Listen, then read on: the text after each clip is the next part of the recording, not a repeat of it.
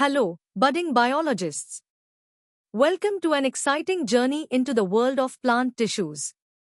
Today, we are diving deep into tissues, specifically focusing on the amazing meristematic tissues. We'll explore how plants grow tall, wide, and recover from damage, all thanks to apical, lateral, and intercalary meristems.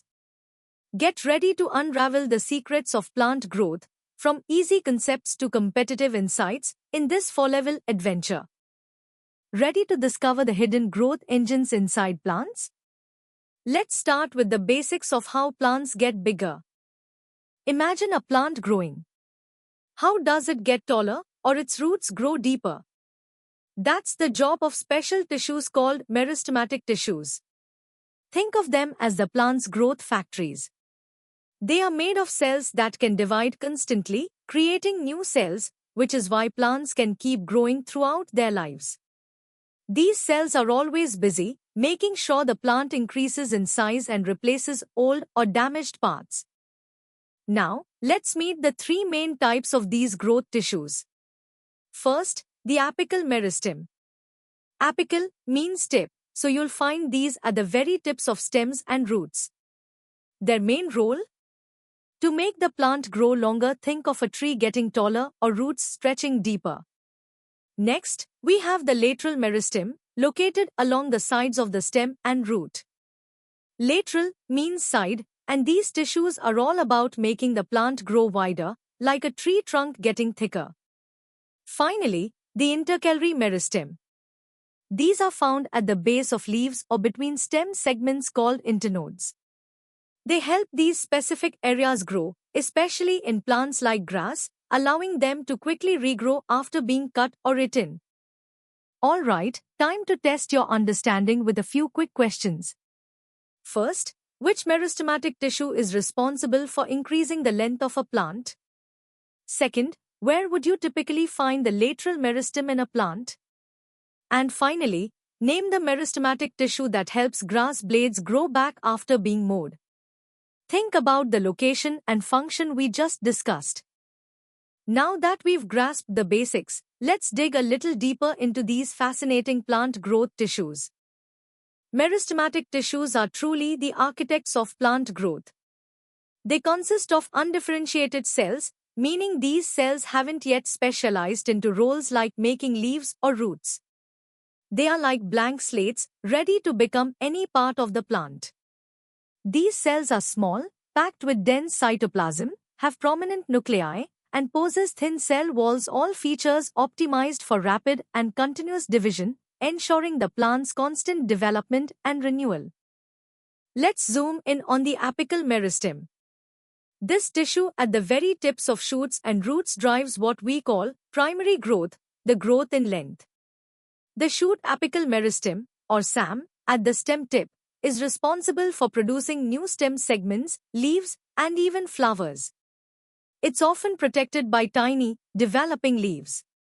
Down below, the root apical meristem, or RAM, at the root tip, creates new root tissue and is shielded by a protective root cap as it pushes through the soil.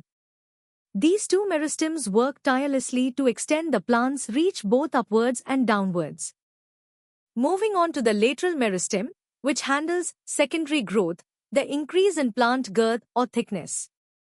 We have two key players here, the vascular cambium, found between the xylem and phloem, which produces new wood, secondary xylem, and inner bark, secondary phloem, making the stem wider.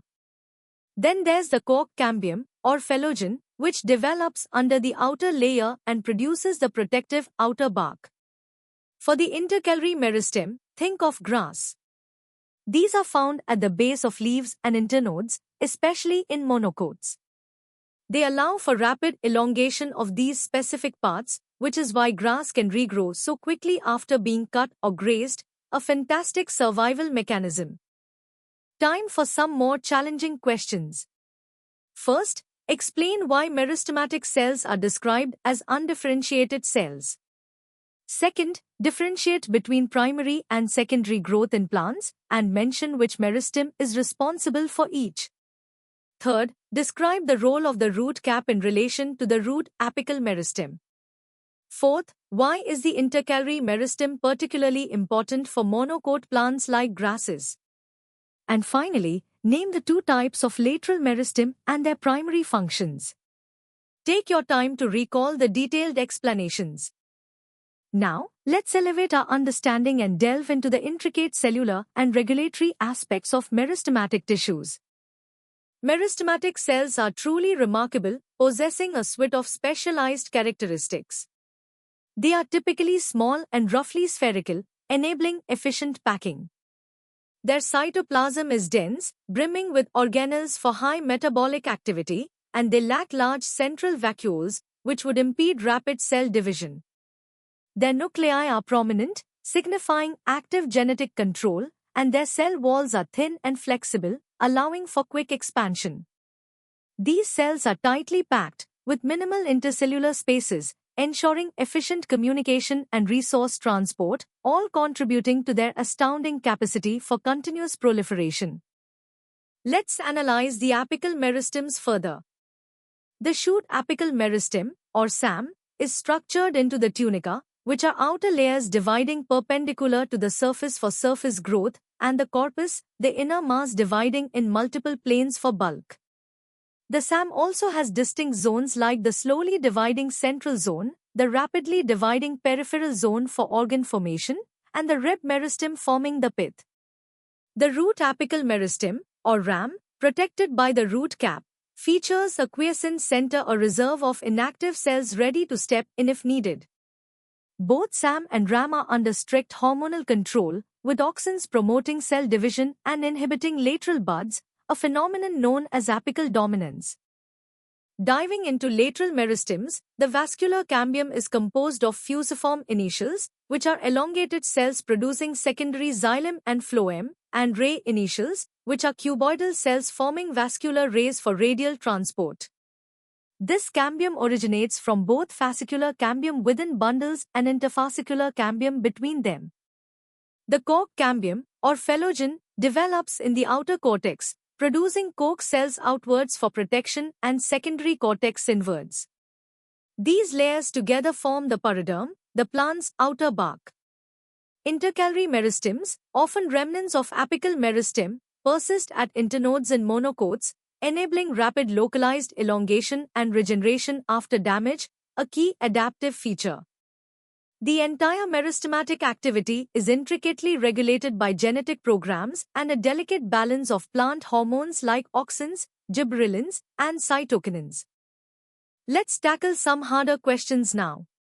First, describe the key cellular characteristics that distinguish meristematic cells from permanent tissue cells. Second, explain the concept of apical dominance and the role of auxins in this phenomenon.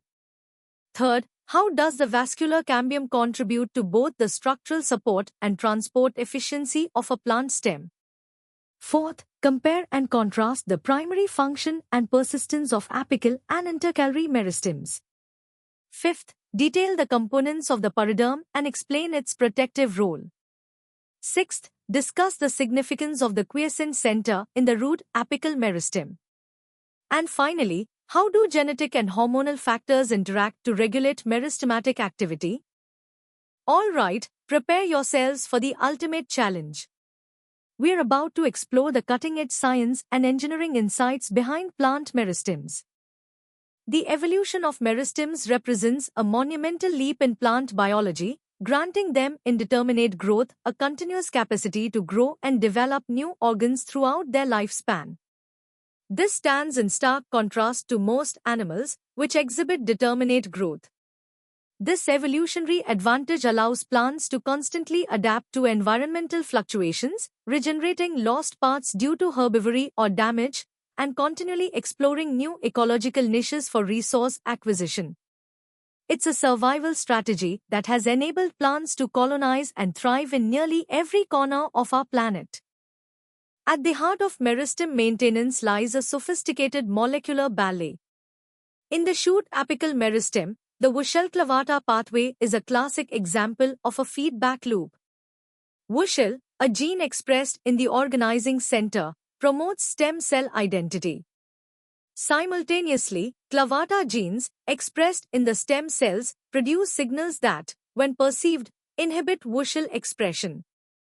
This delicate balance ensures the precise number of stem cells is maintained, preventing both depletion and overproliferation. Similarly, the root apical meristem, with its quiescent center, acts as a protected reservoir of stem cells, ready to replenish actively dividing cells, all orchestrated by complex genetic and hormonal interactions. Let's delve deeper into apical meristem organization. The tunica corpus theory explains the layered structure of the SAM, where outer tunica layers divide anticlinally for surface expansion, and the inner corpus divides periclinally for bulk growth. This precise division pattern is crucial for stable organ formation. Developmental plasticity is another hallmark. Meristems can adjust their activity based on environmental cues like light and temperature, leading to diverse plant architectures. The lateral meristems, particularly the vascular cambium, are responsible for wood formation. Seasonal activity leads to annual rings, with early wood having larger cells for rapid water transport and late wood having smaller, thicker-walled cells for strength. This pattern is fundamental to dendrochronology, the science of tree-ring dating, and crucial for the timber industry. The periderm, or outer bark, provides vital protection, with its cork cells preventing water loss and pathogen entry. Intercalary meristems, often overlooked, are agronomic powerhouses, particularly in monocots. Their basal location allows grasses to recover rapidly from grazing or mowing, a crucial adaptation for forage crops and ecosystem resilience.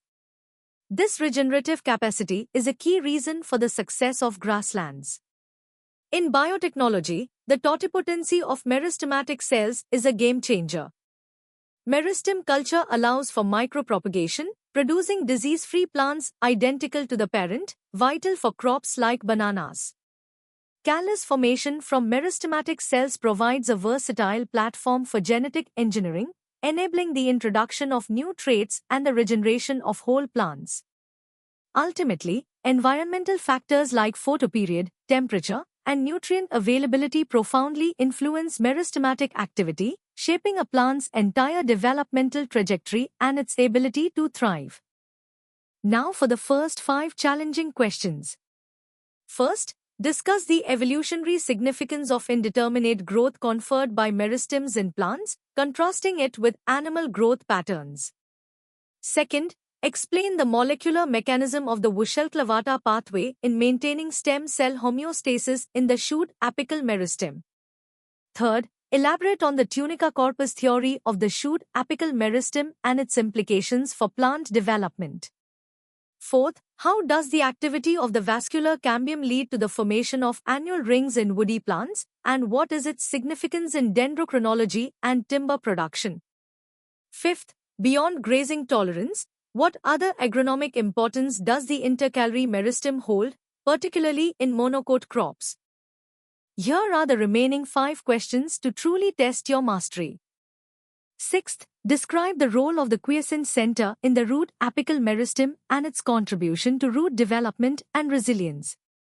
Seventh, how is the totipotency of meristematic cells harnessed in plant biotechnology, specifically in micropropagation and genetic engineering?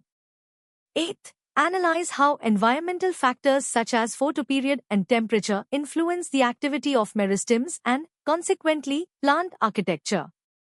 Ninth, detail the composition and protective functions of the periderm, explaining how it replaces the epidermis in older plant parts. And finally, 10th, compare the regenerative capacities of meristematic tissues in plants with the regenerative abilities observed in animals, highlighting the fundamental differences and adaptive advantages.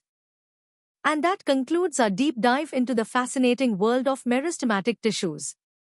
From understanding how plants grow tall and wide to exploring the intricate molecular controls, I hope this journey has sparked your curiosity. For more such engaging and comprehensive educational content, make sure to visit synapse.omaps.in. Don't forget to like this video, share it with your friends, and subscribe to our channel for continuous learning. Keep exploring, keep questioning, and keep growing your knowledge.